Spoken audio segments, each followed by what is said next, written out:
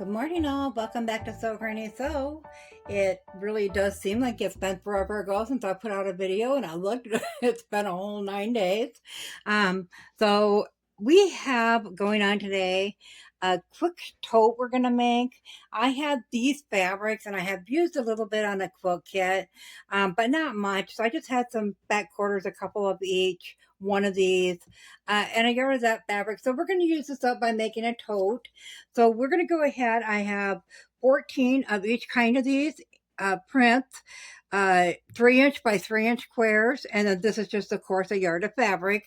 So we're going to start by laying it out. We're going to do a quilted square on the front side of the tote with a frame around that, and then the back will just be a plain color of this along with the sides, and we'll see what we get for the handles and stuff. We'll just use it up as we go and see how far we can get with it. All we're going to do now is we're going to take these here, and we are going to lay out a pattern of however we'd like to have it done.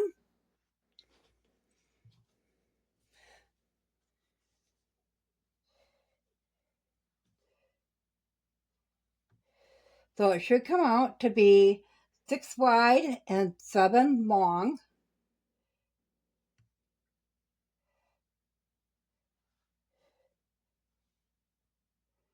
And of course, you can make yours bigger, smaller, depending on what you choose to have yours, what size you'd like, and so forth. So now that we got that first, let me scoot that down here a little bit. Now that we have this first row laid out, I'm just going to switch the order of them so it mixes it up a little bit when I put the next row down.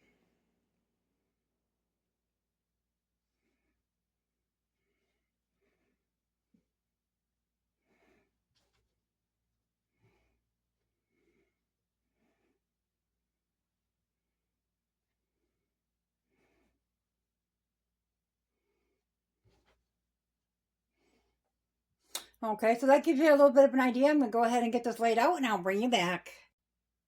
So right now I have 5 rows laid out here. I do have the rest to do the next 2 rows. And to sew them together, it's really simple.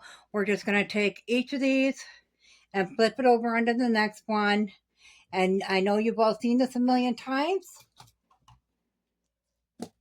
in other videos. We're just going to put our pin in on the side we want to sew.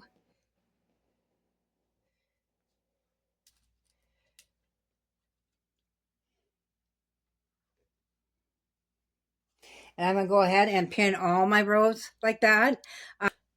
So once we have these all pinned together like this, we're just going to go ahead and chain stitch all the way along there with a 1/4-inch seam. We should end up with 3 rows like that by the time we're done. So I'm going to go ahead and get that done, and I'll meet you back here. We have them all sewn together in groups of 2.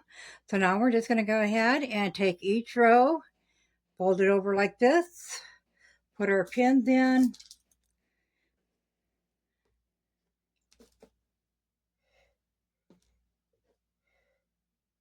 and once again, we're going to sew that with a 1/4-inch seam. We'll come back and we will connect that last row to it as well. Just like that. So I'm going to go ahead and get all these rows sewn together, and I'll meet you back here. We have all of our rows sewn together now. So now we need to iron them in opposite directions. So we'll start at the top, and we'll go 1 row to the right, 1 row to the left, 1 row to the right, 1 row to the left, and so forth all the way down. That way when we go to put it together, our seams nest up nicely. But before we get started on that, I wanted to bring you over. I got a new toy here, and I am so impressed with it, you guys. I have to share this with you and where I bought it. So I will bring you over there and have you take a look.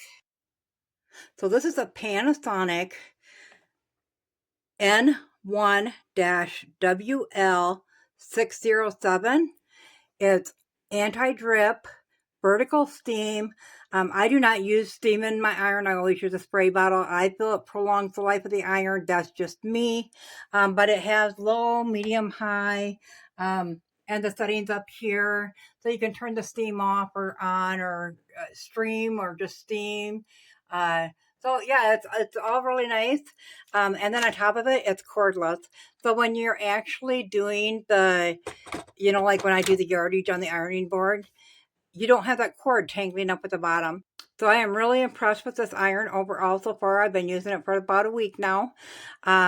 if you have, when I saw a comment when I purchased this one, I saw a comment on there where a lady had said that she bought hers quite a few years back and is still sitting in the box on the closet shelf. Oh goodness, you guys, if you got one of these sitting around, pull it out. You will not regret it. If you don't have one, I will share a link in the description below for Did Someone Say Fabric? That is where I got mine at.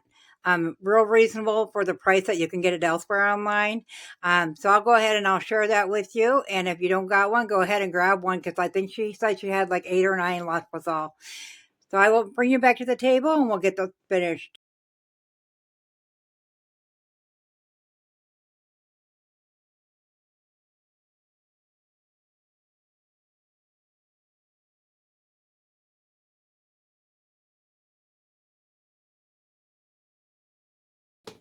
Now that we have them all ironed flat, we're going to go ahead and we're just going to flip that row onto the bottom row. Line those seams up, click them into place, nest them up, and put a pin in. And we're going to do that all the way along.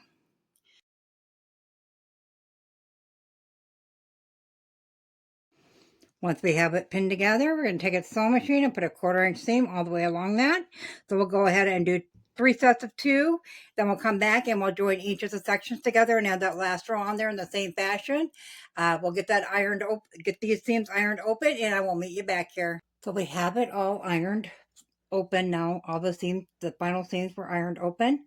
So our little panel here is measuring in at 18.5 by 15.5. So you need to decide at this point what size of bag you would like to make. I'm thinking this would be a pretty good size to have. However, I do want to put an outside trim around it because it adds extra security for the stitching in here. So I'm going to go ahead and cut my last choice of fabric here. I'm just going to cut a narrow one, probably about a 1.5 inch strip to go along all 4 of the sides.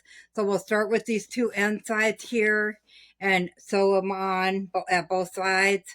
And then we'll go ahead and cut these as at the top and the bottom. So I'm going to go ahead and get those cut out and we will get those pinned on, sewn on. So then I will meet you back here so we can move forward with our bag. So we have the front all put together now. We're just going to go ahead and cut our batting the same size and put that underneath of it. Run that through the sewing machine for quilting it, or you can hand quilt it too. I know when I first started quilting, it was in home ec when I was in junior high. You had to just stitch around each little individual square on a pillow like this. They do turn out so cute. They look so rustic and charming. So it's up to you how you want to quilt yours in, but I'm going to leave it at this for today.